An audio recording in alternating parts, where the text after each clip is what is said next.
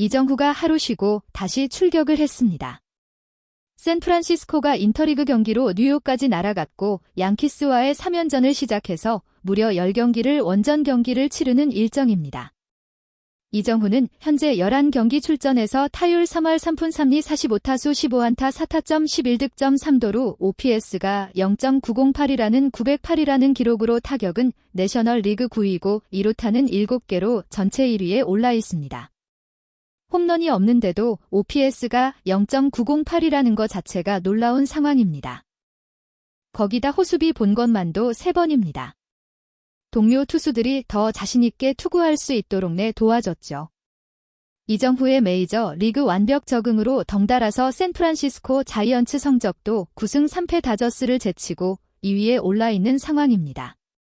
그러다 보니 시즌이 시작되기 전에는 샌프란시스코의 파워랭킹을 30개 팀 중에 22위라고 봤지만 현재 열흘 이상이 지나고는 파워랭킹이 9위까지 취소 직전 시리즈에서 신시내티와의 3연전 홈경기에서 승수를 쌓을 것이라고 봤지만 2경기 연속 무득점에 1승 2패를 당하면서 자칫 분위기가 침체될 위기였지만 마지막 3번째 경기에서 이정후가 5타수 3안타로 대활약하고 심지어 4회까지까지 0대5로 패색이 짙은 상황인 걸 이정후가 완전 분위기를 바꿔놓았고 팀은 최종 역전승을 거두면서 샌프란시스코 선수들 분위기는 최고조 상황입니다.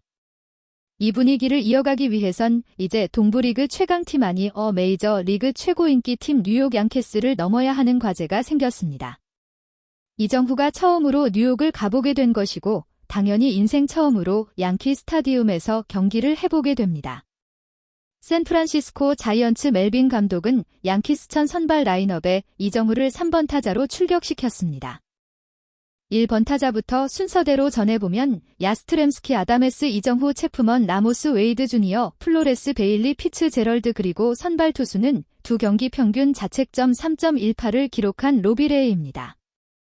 웨빈 감독은 샌프란시스코 팀이 다 좋은데 1, 2번 타자가 매우 저조한 타율과 출루율이다 보니까 드디어 변화를 주었습니다. 이정후와 함께 타격 상승세인 이정후가 코리안 바베크를 먹였던 좌타자 야스트름스키 형화를 1번 타자로 배치를 시켰습니다. 이건 매우 좋은 결정이라고 봅니다. 아쉬운 건 샌프란시스코 대기 타선이 부족한지 웨이드 주니어를 6번으로 배치했습니다. 이 경기는 30분 경기 지연이 되었습니다. 왜냐하면 뉴욕이 계속 비가 내리고 있었고 도저히 멈출 기미가 보이지 않았습니다. 거기다 기온도 3도였습니다. 보통 이렇게 비가 내리면 경기를 취소하고 더블헤더로 경기를 치르도록 변경을 하거나 다시 날짜를 잡아서 경기를 해야 하는데의 경기만큼은 그게 불가능에 가까웠습니다. 우선 나머지 2경기가 주말 경기라서 더블헤더 경기는 안 됩니다. 그리고 지금 시차 6여 시간이 나는 미국 반대편을 와 있는 상황이다 보니까 다시 경기 스케줄을 잡는 것도 거의 불가능해요. 그래서 비가 내려도 생명에 지상이 되지 않는 이상 경기를 진행해야 했습니다. 이정후가 처음 상대해볼 양키의 투수는 마커스 스트로머이란 투수인데 메이저 리그 11시즌 동안 통산 87승을 거둔 베테랑 투수입니다. 문제는 올해 2경기에서 평균 자책점이 7점대라는 것입니다.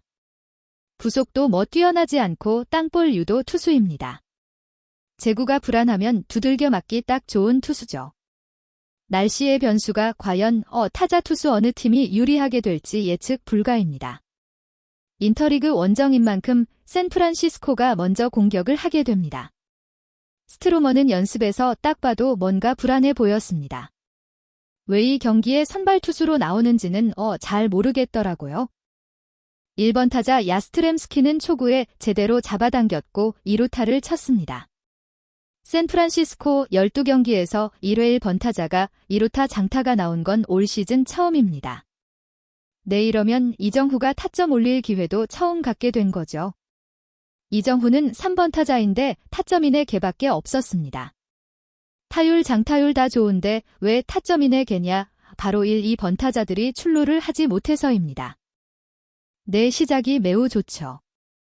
스트로먼 투수는 초구에 두들겨 맞자 더 예리한 제구가 필요했다 보니까 이어서는 볼넷을 내주면서 노아웃 1, 2루 상황에서 이정후가 다석에 들어서게 되었습니다. 이정후의 유니폼만 봐도 이 경기가 얼마나 추운지 악조건인지 알 수 있습니다. 팀의 이정후만 귀까지 덮는 토시를 착용했습니다. 손에 따뜻한 입김을 계속 불어넣고 있었습니다. 이정후는 스트로먼이 제구가 불안한 걸 알고 초구부터 맘먹고 휘둘렀습니다.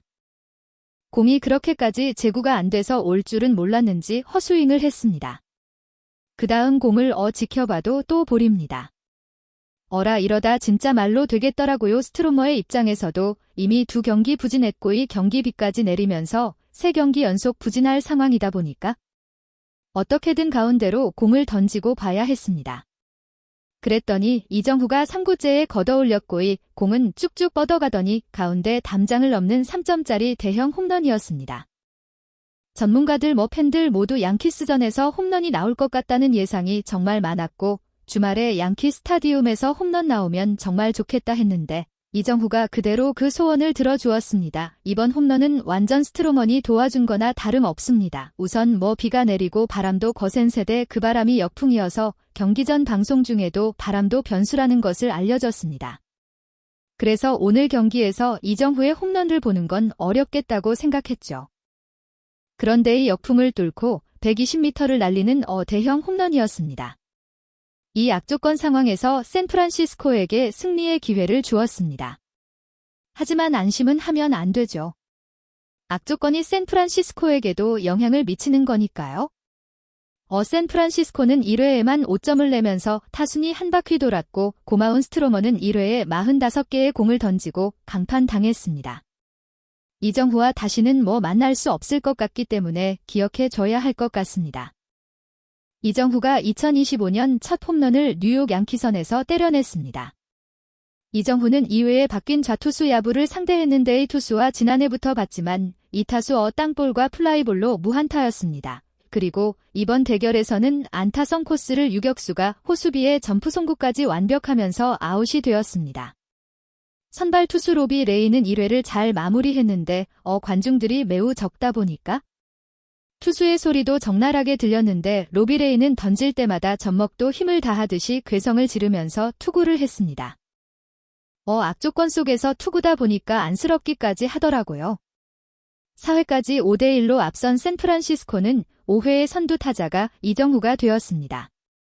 그리고 양키스는 세 번째 투수 교체가 된 상황에서 우투수를 상대하게 되었는데 초구가 보더라인을 벗어난 볼이었는데 스트라이크 콜을 불렀고 볼 카운트가 불리한 상황이었는데 이후에 9개의 공을 던지게 하면서 볼넷으로 멀티 출루를 하게 되었습니다.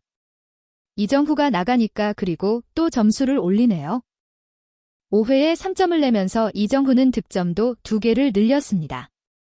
이정후는 포구 속에서 수비에서도 안정감을 보여주었습니다. 솔직히 좀 보는 내내 불안했습니다. 비 때문에 공도 안 보이고 바람까지 강하니까 불안할 수밖에 없죠. 이정후는 6회도 볼넷으로 또 출루하면서 3출루를 완성했고 OPS는 드디어 1까지 끌어올려 버렸습니다. 이 상황이 진짜 시즌 마지막이었다면 최소 진짜 연봉 500억 타자인 겁니다. 8대1이고 악천후 상황이니까 경기를 콜드를 시킬 것 같았지만 양키스가 1위 팀이라 그런 간에 포기를 하지 않네요. 중계진도 이 경기를 왜 끝내지 않는지 모르겠다고 하더라고요. 6회 초 9대1로 나온 말로 상황에서 그라운드를 방수포로 덮으면서 경기를 이제 중단시켰습니다. 상황을 봐서는 재기할 수도 있다는 건데 아마도 경기는 이대로 끝날 듯 보이죠. 설마 A 역전패하겠습니까? 이 정도의 기록은 그대로 유지가 됩니다. 오늘 경기 2타수 1안타 2볼넷 3타점 2득점 득점은 내셔널리그 전체 4위 타격은 내셔널리그 전체 6위도 9위가 되는 미친 활약 중입니다. 양키스전도 대활약을 이미 예상했는지 메이저리그 유튜브에서는 이정후 스페셜 콘텐츠를 올리기도 하고 지난 시즌 부상자 중에 부활할 선수에도 이정후를 뽑고 유니폼 동인하고 있고 난리도 아닙니다.